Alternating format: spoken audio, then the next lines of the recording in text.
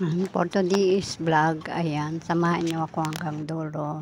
At ayan, natin ko pala yung estudyante ko sa school. Fast forward na ng mamare ko dyan. Ayan, nakarating na nga ako sa bahay.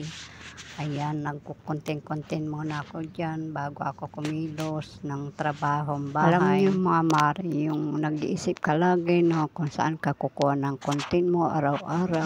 Mapapaisip ka din sa sarili mo.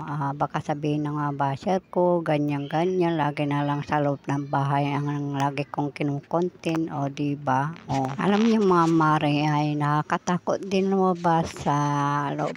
Sa labas ng bahay kasi kapag nandun nagbablog ay nakakatakot din dahil baka mamaya may makakita sa'yo na hindi pwedeng i-vlog. Ayan, hindi pinapayagan mag-vlog pala. Ayan, i-report ka sa Meta, i-report ka kay Meta. Ayan, pasensya na at medyo nabubulo na naman ako sa pagka-voice over ko. Ay nako, grabe talaga. Kung alam nyo lang kung paano mag-edit dito.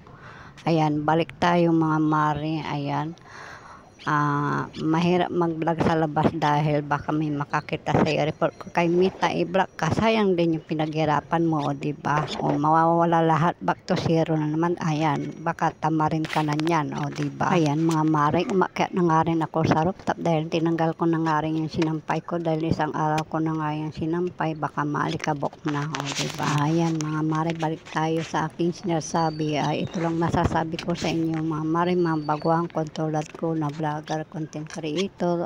Patuloy kang gumalaw, patuloy kang managinip at huwag kang mawala ng pag-asa, huwag kang susuko, magpatuloy ka sa pangarap. Kahit anong pagsubok, patuloy kang mangarap patungo sa tagumpay, o diba? Napakalalim na naman ang hugot ko dito.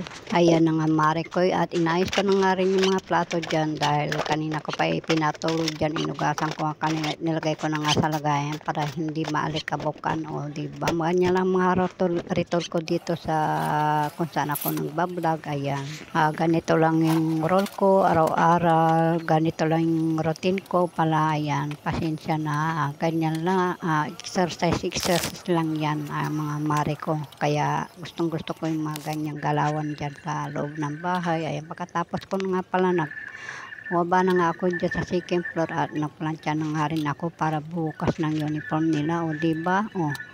Ayan, maraming salamat sa panonood. Pakipahagi naman ng aking vlog at thank you sa mga sumusuporta sa akin, lahat ng mga followers ko, viewers ko. Ayan, at tumaas na rin yung views ko at dahil sa inyo. Ayan, pagkatapos ko nga palang umakyat na nga rin ako, nagluto na nga ako ng hapunan namin, isda.